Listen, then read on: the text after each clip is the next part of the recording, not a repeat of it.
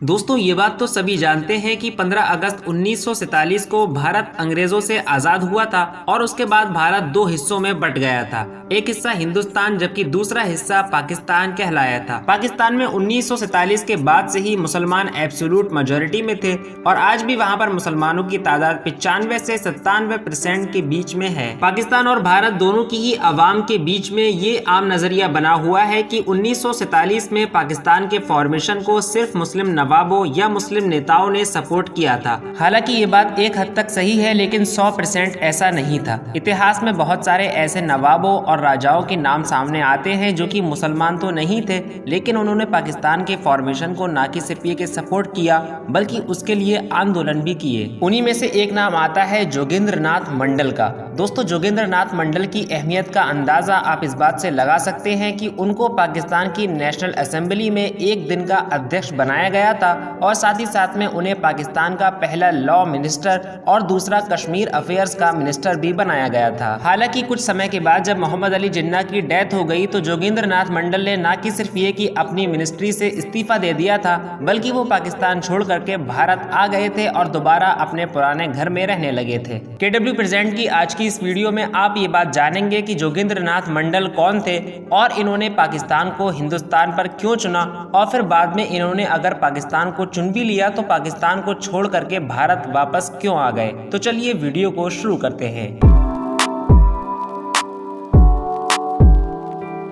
जोगेंद्र नाथ मंडल का जन्म 1906 में बंगाल के ही एक इलाके बाकरगंज में हुआ था। उस वक्त बंगाल में बिरसाल नाम का एक शहर हुआ करता था जो कि पार्टीशन के बाद पाकिस्तान में चला गया और फिलहाल वो बांग्लादेश में है। ये बात भी कही जाती है कि जोगेंद्र नाथ मंडल ने कलकत्ता यूनिवर्सिटी से अपना LLB पूरा किया और उसके बाद उन्होंने बिरसाल शहर के नगर पालिका से ही अपना पॉलिटिकल करियर शुरू किया। उन्होंने खासकर अपने इलाके के पिछड़ी जाति के लोगों के हक के लिए आवाज उठाई और देखते ही देखते वो पिछड़ी जाति के लोगों और खासकर दलितों के लिए एक बड़ा चेहरा बनकर सामने आए। जब 1946 में संविधान सभा का गठन हुआ तो दलित समाज की एक बहुत बड़ी बैठक हुई। उसमें इस बात पर चर्चा हुई कि डॉक्टर भीमराव अंबेडकर को आखिर किस जगह से चुनाव लड़वा कर संविधान सभा में भेजा जाए ताकि वो दलित और पिछड़ी जाति के लोगों के लिए संविधान सभा में आवाज उठाएं और आने वाले संविधान में उनके राइट को सिक्योर करें। काफी बहस के बाद जब कोई किसी नतीजे पर नहीं पहुंचा तो जोगेंद्र नाथ मंडल ने भीमराव अंबेडकर को यह सजेशन दिया कि वो बंगाल से चुनाव लड़े।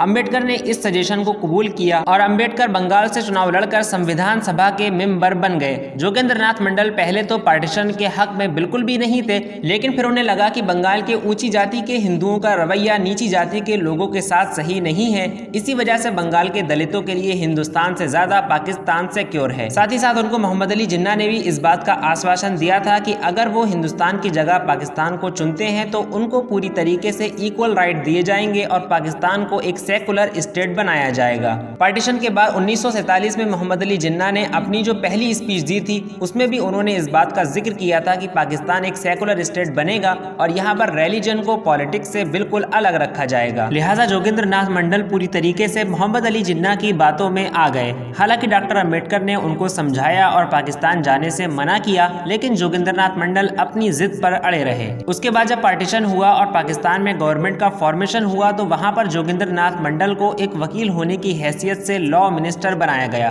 फिर मोहम्मद अली जिन्ना की डेथ के बाद 1950 में लियाकत अली खान प्राइम मिनिस्टर बने और उन्होंने भी जोगेंद्र नाथ मंडल को अपनी कैबिनेट में जगह दी और उनको वेलफेयर मिनिस्ट्री और कश्मीर अफेयर की मिनिस्ट्री दी। लेकिन इस बीच एक ऐसा एक्सीडेंट हुआ जिसकी वजह से जोगेंद्र नाथ मंडल का पाकिस्तान से भरोसा उठ गया। वो था पाकिस्तान की पॉलिटिक्स में रिलीजन को शामिल करना और रिपब्लिक ऑफ पाकिस्तान को इस्लामिक रिपब्लिक ऑफ पाकिस्तान बनाना। लिहाजा जब लियाकत अली खान ने पाकिस्तान को इस्लामिक रिपब्लिक ऑफ पाकिस्तान बनाने का फैसला किया तो तकरीबन पार्लियामेंट के सारे ही मेंबर्स ने उनका साथ दिया। इस बात से जोगेंद्र नाथ मंडल काफी नाराज हुए। हालांकि फिर उनको इस बात का एहसास हुआ कि उनसे मोहम्मद अली जिन्ना ने पाकिस्तान को एक सेकुलर स्टेट बनाने का वादा किया था और मोहम्मद अली जिन्ना की डेथ हो गई है और फिलहाल जितने भी नेता हैं वो पाकिस्तान को सेकुलर स्टेट नहीं रखना चाहते। तो फिर जोगेंद्र नाथ मंडल जब इस बात से पूरी तरीके से नाउम्मीद हो गए तो उन्होंने लियाकत अली खान को अपना त्याग पत्र यानी कि अपना रेजिग्नेशन लेटर दिया और पाकिस्तान छोड़ करके भारत आ गए। और बंटवारे से पहले वो बंगाल के जिस इलाके में रहा करते थे उन्होंने उसी जगह पर दोबारा रहना शुरू कर दिया। हालांकि उसके बाद जोगेंद्र नाथ मंडल ने भारत की पॉलिटिक्स में भी हाथ आजमाया और उन्होंने यहाँ पर 4 बार चुनाव लड़ा, लेकिन हैरत की बात यह है कि चुनाव जीतना तो दूर है, वो चारों बार अपनी जमानत भी नहीं बचा पाए। उसके पीछे की वजह यह थी कि उन पर पाकिस्तानी होने का ठप्पा लग चुका था, जिसकी वजह से भारत की जनता उन पर विश्वास बरकरार नहीं रख सकी। फिर 1968 में जोगेंद्र नाथ मंडल की डेथ हो जाती है। उनकी डेथ का कोई भी कारण लोगों की समझ में नहीं आता है। बताया जाता है कि जोगेंद्र नाथ मंडल अपने गांव की नदी पार कर रहे थे और नाव के अंदर ही उनको हार्ट अटैक आया, जिसकी वजह से उनकी डेथ हो गई। तो चलिए अब इस वीडियो को यहीं खत्म करते हैं, इस उम्मीद के साथ कि वीडियो आपको पसंद आई होगी। इस वीडियो को अपने कॉन्टेक्ट्स में जरूर शेयर कीजिए और इसी तरीके की नॉलेजेबल वीडियोस देखते रहने के लिए आप हमारे चैनल KW प्रेजेंट को सब्सक्राइब कर सकते हैं। फिर मिलते हैं अगली वीडियो में, जब तक के लिए अलविदा।